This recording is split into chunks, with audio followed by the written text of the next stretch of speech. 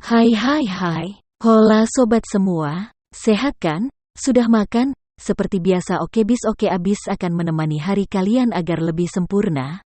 Hari ini Okebis akan melanjutkan cerita dari novel Menantu yang Diremehkan. Eits, sebelum masuk ke ceritanya, pastikan kalian sudah like dan subscribe ya. Yuk langsung saja ke ceritanya. Cekidot.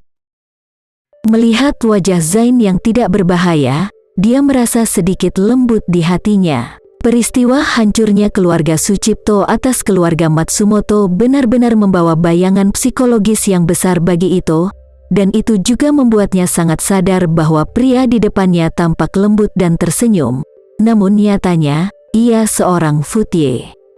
Iblis yang tidak kejam. Namun, Ito Yuhiko tahu betul bahwa untuk harimau yang tersenyum seperti itu, semakin sedikit dia bisa menyinggung sisi baiknya, jika tidak dia masih tidak tahu masalah apa yang akan dia sebabkan di masa depan. Jadi, dia juga berkata dengan gembira, "Oh, Tuan Sucipto.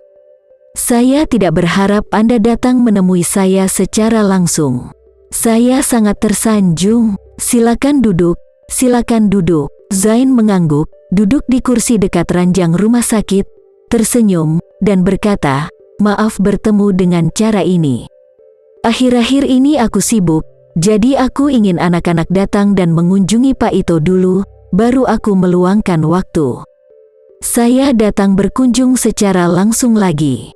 Saya tidak mengharapkan begitu banyak kecelakaan. Saya ingin meminta Tuan Ito untuk memaafkan saya. Saya harus mengatakan bahwa kemampuan akting Zain sangat bagus. Jika bukan karena Ito Yuhiko yang tahu orang macam apa dia, akan mudah tertipu oleh penampilannya yang tersenyum dan ramah. Meskipun jijik di dalam hatinya, dia tetap menguatkannya dan melakukan pekerjaan dengan baik di permukaan.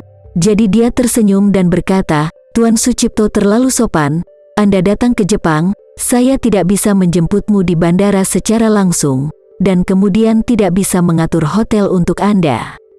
Dan Anda tinggal di sini, aku tidak menyangka akan menemui banyak hal." Zain buru-buru berkata, "Di mana, Pak Ito tidak harus begitu sopan. Persahabatan antara keluarga Sucipto kami dan keluarga Ito memiliki sejarah yang panjang. Kami pasti akan terus memperkuat kerjasama dan memperdalam hubungan kami di masa depan. Mengapa kita harus terjebak dengan hal kecil ini?" Melihat penampilannya yang munafik, Ito ingin memuntahkan sarapan di perutnya, tapi dia hanya bisa menganggukkan kepala dan berkata, "Setuju, Tuan Sucipto benar.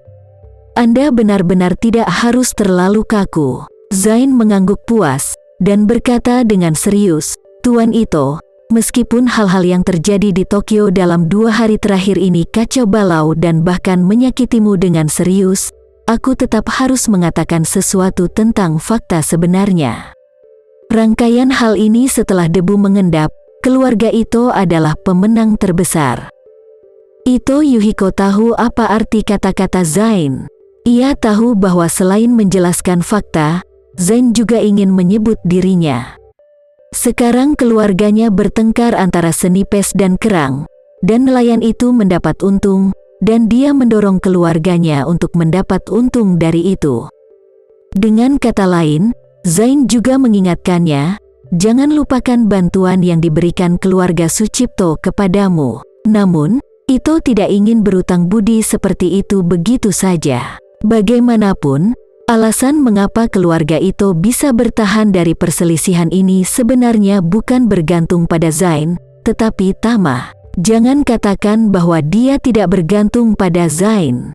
Putra dan putri Zain dapat bertahan hidup, dan dia harus berterima kasih kepada Tama. Jika Tama tidak menyelamatkan Jefu dan Ayu, dan Zain pasti saat ini sedang menjaga mayat sepasang anak, dia mungkin tidak bisa menemukan pembunuh yang sebenarnya. Oleh karena itu, Ito Yuhiko tidak bisa menahan nafas. "Oh, Tuan Sucipto, sangat berbahaya bagi keluarga Ito untuk bertahan hidup kali ini." Saat dia berkata, dia menepuk akar pahanya dan menghela nafas, "Lihat kakiku, mereka benar-benar ditiadakan.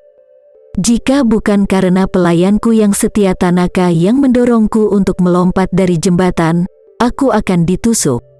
Diretas sampai mati. Dalam ucapannya ini, Ito Yuhiko sebenarnya menjelaskan satu hal kepada Zain terlebih dahulu. Pertama-tama, jika dia bisa bertahan, itu tidak ada hubungannya dengan keluarga Sucipto Anda. Segera setelah itu, Ito Yuhiko berkata lagi, dan putriku, dia juga mengalami penyergapan ninja di Kyoto, dan beruntung diselamatkan oleh seorang master, jadi dia selamat. Kalau tidak, aku benar-benar bisa gila. Berbicara tentang ini, Ito Yuhiko berpura-pura ingin tahu dan bertanya, ngomong-ngomong, Tuan Sucipto, sepertinya anak-anakmu juga diselamatkan oleh dewa misterius di Kyoto? Ekspresi Zain menjadi sedikit tertekan saat mendengar ini. Yang dia maksud barusan adalah menyebutkan Ito Yuhiko untuk memiliki tawa terakhir dan membunuh Kiko Takahashi dan Ryoto Matsumoto. Lebih dari separuh penghargaan adalah karena bantuan tuan itu. Tanpa diduga, rubah tua itu datang langsung untuk mengatakan hal seperti ini. Artinya juga sangat sederhana, jangan bilang dia mau terima kasih, itu tidak ada. Kami berdua harus berterima kasih kepada Tuan Misterius, kalau tidak putri saya akan selesai. Baik putra dan putrinya akan selesai. Meski Zain tertekan, dia tidak bisa menyangkal kata-kata itu. Bagaimanapun, putra dan putrinya memang diselamatkan oleh pria misterius itu. Dia juga bertanya kepada putra dan putrinya secara khusus, siapakah orang misterius itu? Sekarang dia memiliki kemampuan yang begitu kuat, bisakah dia digunakan olehnya? Tapi Ayu memberitahunya bahwa orang misterius itu sangat meremehkan kakak dan adiknya. Itu untuk membantu putri Ito Yuhiko, Nanako, untuk meredakan masalah, jadi dia mengejar mereka sampai habis. Menyelamatkan saudara laki-laki dan perempuan, itu hanya dengan cara. Satu-satunya petunjuk yang mereka tahu adalah bahwa dia seharusnya orang Indonesia. Tapi tidak tahu lebih detail. Awalnya, Zain ingin Raya pergi untuk memeriksa petunjuk dan detail orang itu. Tapi sekarang TMPD, Kementerian Luar Negeri Jepang, dan Departemen Keamanan Dalam Negeri semuanya ingin menangkap bawahannya. Jadi dia hanya bisa melepaskan ide ini dan membiarkan Raya pulang dulu, agar tidak tertangkap di sini. Setelah ditangkap oleh pemerintah Jepang, itu akan sama seriusnya dengan pembunuhan pintu. Bahkan jika dia tidak dihukum mati, setidaknya itu adalah penjara seumur hidup, jadi dia tidak akan memikirkannya dalam hidup ini. Jadi Zain hanya bisa menyerah sementara. Terima kasih ya sobat semua. Jangan lupa untuk like, komen, share, dan subscribe ya. Agar kami lebih semangat untuk memberikan hiburan yang menarik lainnya. See you next video sobat.